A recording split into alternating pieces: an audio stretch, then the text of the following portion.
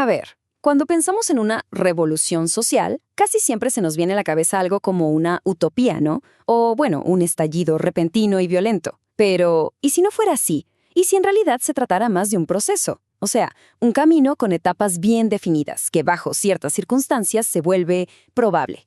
Justo de esa posibilidad es de lo que vamos a hablar hoy, basándonos en el análisis de una fuente muy interesante. Y es que la pregunta de fondo es esa. ¿Estamos hablando de un simple sueño, de una fantasía o de algo real que podría nacer de las propias contradicciones del sistema que tenemos hoy? La idea que vamos a explorar aquí es que no se trata de una certeza, para nada, sino de una probabilidad, una especie de resultado lógico que solo y solo sí se dan ciertas condiciones muy específicas. Ok, para empezar a entender esta idea de probabilidad, tenemos que poner la lupa sobre el Estado. La visión, digamos, más liberal, siempre lo ve como algo que hay que limitar, ¿cierto? Bueno, la perspectiva que analizamos hoy plantea justo lo contrario. Dice que el estatismo, o sea, la intervención del Estado en la economía, no es tanto una decisión ideológica, sino más bien una consecuencia casi inevitable de las desigualdades que el propio mercado genera. Y es justo ahí, en esa necesidad, donde se abre una primera ventana de oportunidad. Pero ojo, esta ventana no se abre de par en par de un momento a otro. Para nada. Se describe más bien como un camino, una secuencia de 3 pasos muy claros que, si se llegan a completar, podrían llevar a una transformación social bastante profunda. Así que veamos cuál es el primer paso. Bueno, el primer paso es presentado casi como una ley de gravedad de la economía. Pensemos en esto. Las desigualdades que crea el mercado, ya sea entre personas o entre países, a veces llegan a ser tan extremas que tarde o temprano es casi seguro que aparezcan proyectos que busquen usar al Estado como una palanca para intentar corregir ese desbalance.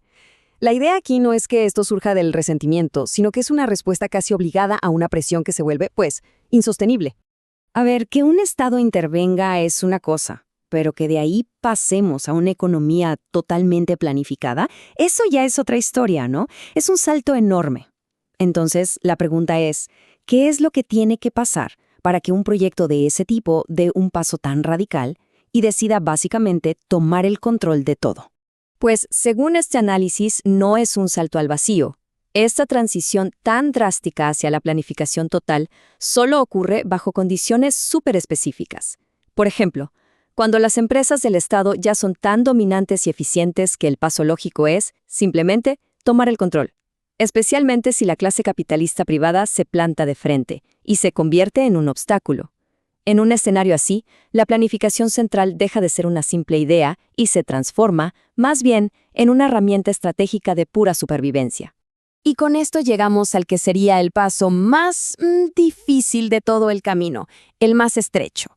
Porque, claro, tener una economía planificada por el Estado no garantiza absolutamente nada. No significa que vaya a beneficiar automáticamente a los trabajadores.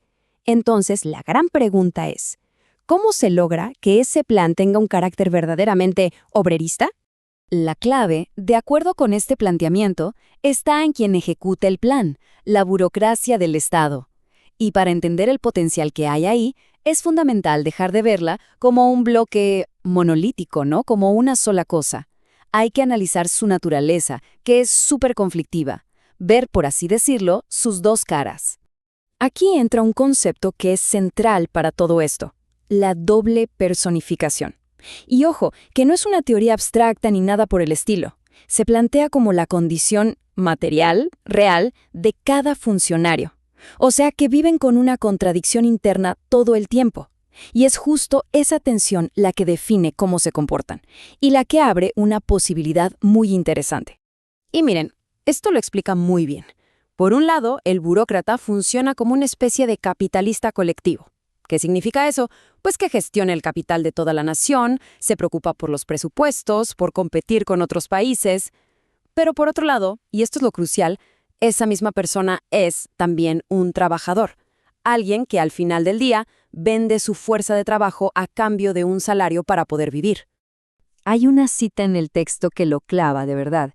Dice algo así como que si un burócrata no gana muchísimo más que un obrero calificado, pues no tendría tantos incentivos para aferrarse a su cargo como una garrapata. Es una imagen potente, ¿no? Lo que quiere decir es que su lealtad cambia por completo.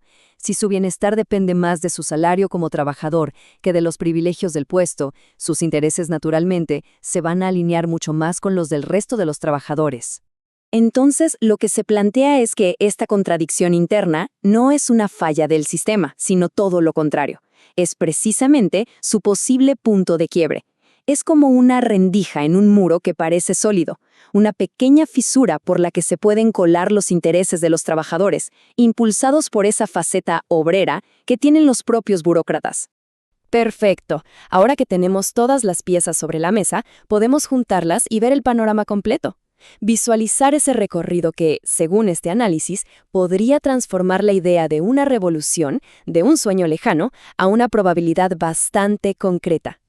Aquí está, digamos, el mapa completo del viaje en 3 pasos. Primero, el paso estatista, donde el Estado tiene que intervenir por la desigualdad del mercado. Luego, si las presiones aumentan, esto puede escalar al paso planificado, donde el Estado ya dirige la economía directamente. Y finalmente, el paso obrerista, que solo es posible si, a través de esa rendija en la burocracia, el plan se orienta para servir de verdad a la clase trabajadora. Y esta es, en resumen, la gran conclusión de todo este análisis. La revolución social no se plantea como algo garantizado, como un destino inevitable. Para nada. Se ve más como una probabilidad que solo aparece al final de un camino muy, pero muy específico, y la verdad, lleno de desafíos. O sea, no es un evento aislado, es la culminación de todo un viaje. Todo esto, claro, nos deja con una pregunta flotando en el aire, una pregunta clave para nuestros días. Si este es el camino probable, ¿qué tan cerca o lejos estamos de ver que se den las condiciones para, por lo menos, ese primer paso? ¿Hay algún lugar en el mundo hoy en día donde se podría estar abriendo esa ventana de oportunidad? Una cuestión que sin duda nos deja pensando.